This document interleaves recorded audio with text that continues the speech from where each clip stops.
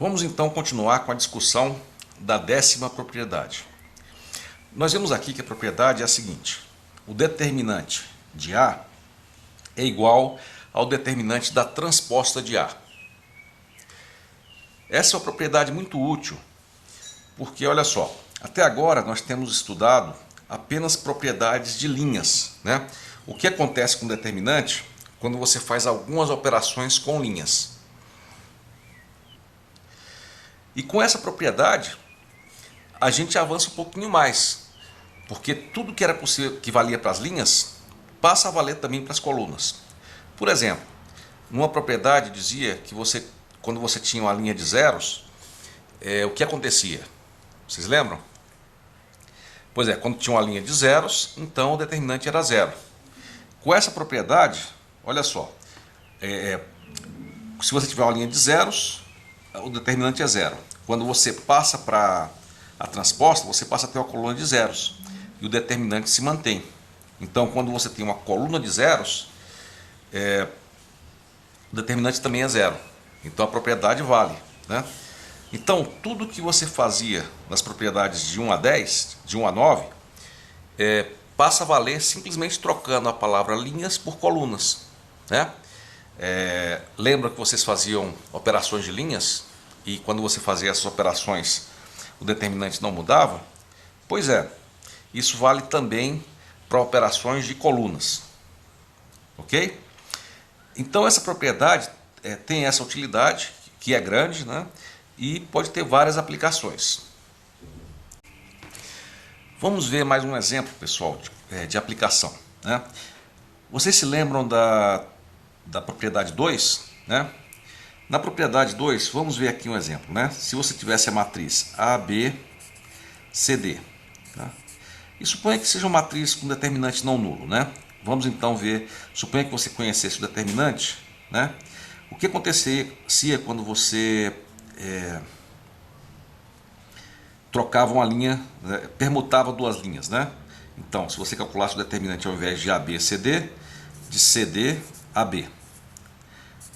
Todos lembram o que acontecia?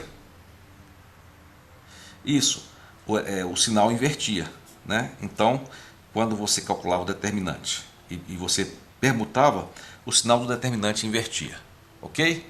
Agora eu queria fazer outra pergunta, né? Vou fazer aqui embaixo. Suponha, por exemplo, que você tivesse uma matriz, digamos, de novo, ABCD. ABCD. Aí eu queria perguntar para vocês, o que acontece se você permuta as colunas ao invés das linhas, né? Então, você passasse a ter CD, AB. O que é que vocês acham que acontece? Ok, é simples, né, pessoal? Eu vou fazer o seguinte, eu vou partir dessa aqui, né? Eu vou dizer o seguinte. Vamos supor que você tivesse essas colunas aqui, né? Eu vou fazer o caminho inverso, né? O que acontece se eu transformar isso aqui para transposta? O que vai acontecer? Vai ficar CD, né? AB, ok? Fiz a transposta aqui e você sabe que o determinante é o mesmo, né? Porque o determinante da transposta é o mesmo que o determinante da matriz, tá? E agora aplicamos aquela propriedade, né? Que quando você permuta as linhas da matriz, né? AB, CD, você fica com sinal menos, né? E aí depois você desfaz isso aqui, né? Você retorna, desfaz a transposta, né? Então você vai ter menos AC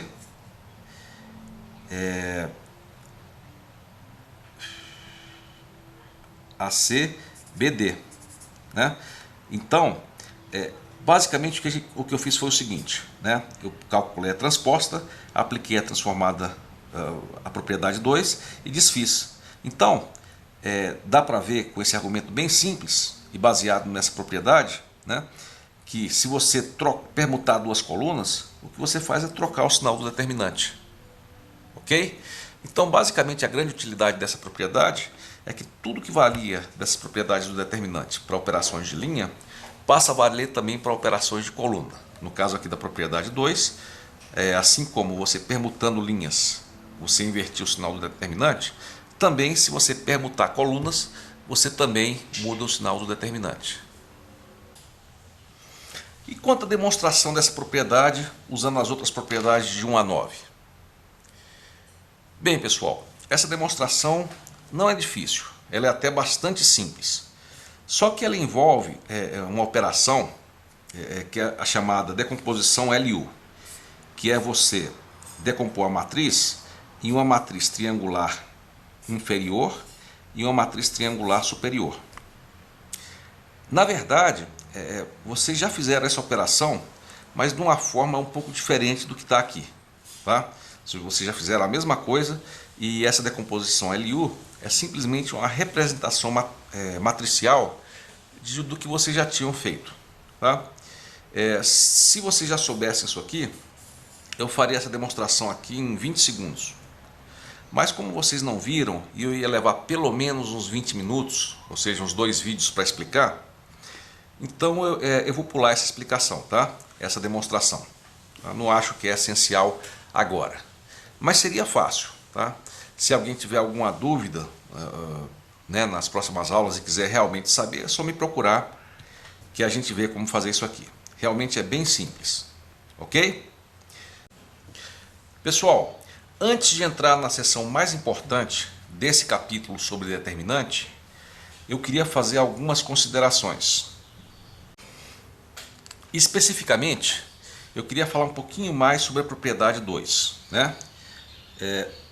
Só como exemplo, né, imagine que você tem aí uma matriz 3×3. Eu não vou nem desenhar os números, né? E vamos supor que você saiba o determinante, né? E que não seja nulo, né? Que seja um determinante, por exemplo, positivo. Aí eu pergunto, o que acontece com o determinante se você trocar a linha 1 pela linha 2, se você permutar? O sinal vai para quanto? Vai para negativo. E se você permutar depois a linha 1 pela linha 3? Aí vai para positivo normalmente. E assim por diante. Ok?